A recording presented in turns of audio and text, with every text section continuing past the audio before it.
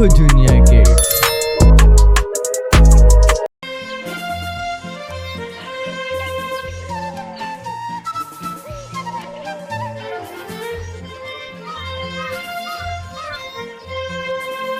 क्या रे, अभी तक गाड़ी भरी नहीं क्या?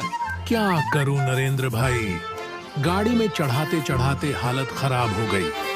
अच्छा, एक बात बताओ कि बाबू खाद में क्या मिलाता है कि फल इतने ज्यादा उग रहे हैं? है क्या देगा नॉर्मल खाद और पानी। इतना बड़ा बड़ा गोभी, बाप रे, ये गोभी कितनी जल्दी जल्दी बढ़ रहा है। एक दिन छोड़ के गाड़ी लेकर आ रहा हूँ और भर भर के लेकर जा रहा हूँ। ठीक है, जल्दी जल्दी काम कर, मुझे खेत में जाना है।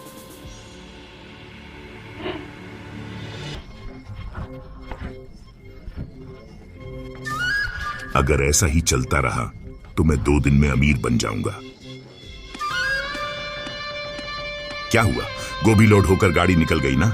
हाँ बाबू। अच्छा सुन, कल सुबह होने से पहले ही हम खेत में जाकर अपना काम शुरू कर देंगे। आप भी चलेंगे बाबू?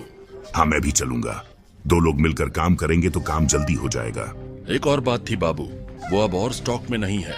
अच्छा ठीक है, आज शाम को जाकर लेकर आऊंगा।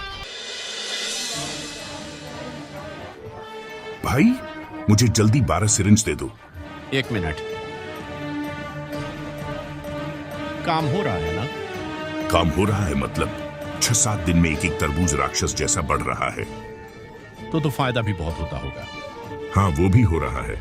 तो ये चालाक विचार देने के लिए मुझे भी कुछ मिलना चाहिए ना? हाँ जरूर, क्यों नहीं।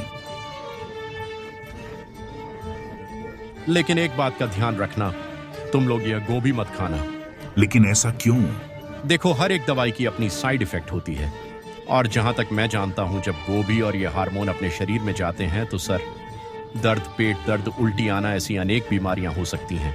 तुम फिक्र मत करो, मैं ये गोभी खुद भी नहीं खाता और अपने घर वालों को भी नहीं खिलाता हूँ। चलो अभी मैं चलता हूँ।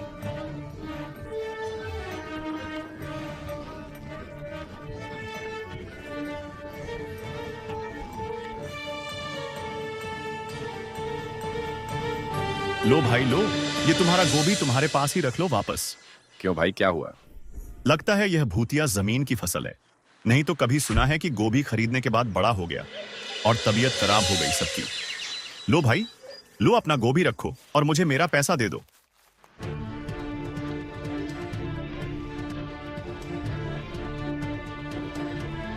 सिर्फ बोहनी का टाइम था इसलिए नहीं बोला। गोभी नहीं लेना था तो इतना बहाना क्यों कर रहा था? वो आदमी झूठ नहीं बोल रहा था। मतलब?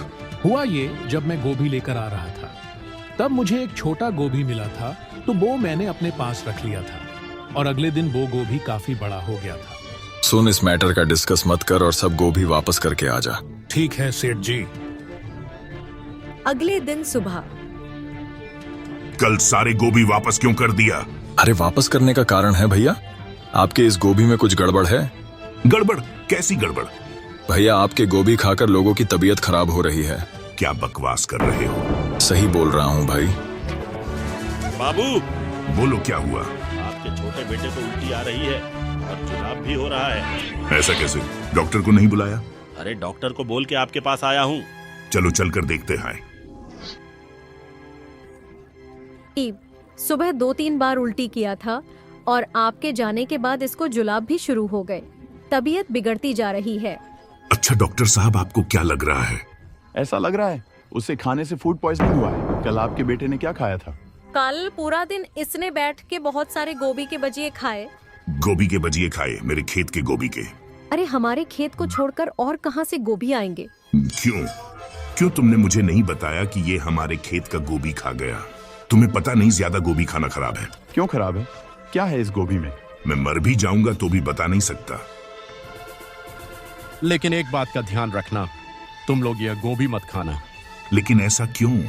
देखो, हर एक दवाई की अपनी साइड इफेक्ट होती है, और जहां तक मैं जानता हूं, जब गोभी और ये हार्मोन अपने शरीर में जाते हैं तो सर दर्द, पेट दर्द, उल्टी आना, ऐसी अनेक बीमारियां हो सकती हैं।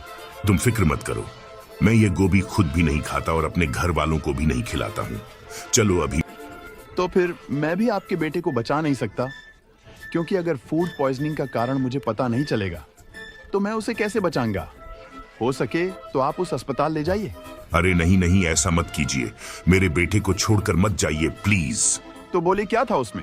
ज्यादा मुनाफे के लिए मैं गोभी के पेड़ पर हार्मोन की दवाइयां देता हूँ। ये देने से कुछ दिनों में गोभी बहुत बड़ा हो जाता है और जितना ज्यादा बड़ा उतना ज्यादा मुनाफा। सत्यानाश, आपने ये क्या किया? वो तो इंसान के लिए जहर है और आप थोड़े से मुनाफे के लिए अपने गोभी में जहर मिलाते हैं और वो जहर जाता है आम इंसान के शरीर में। क्या आप जानते हैं इस पाप की क्या सजा है? बोलिए। जो सजा देंगे मुझे वो मंजूर है, बस मेरे बेटे को बचा लीजिए डॉक्टर साहब, मेरे बेटे को बचा लीजिए। वो तो मैं कर दूंगा, लेकिन आपको पुलिस के सामने सब सच सच बोलना पड़ेगा। हाँ डॉक्टर साहब, मैं सब सच सच बोलूंगा।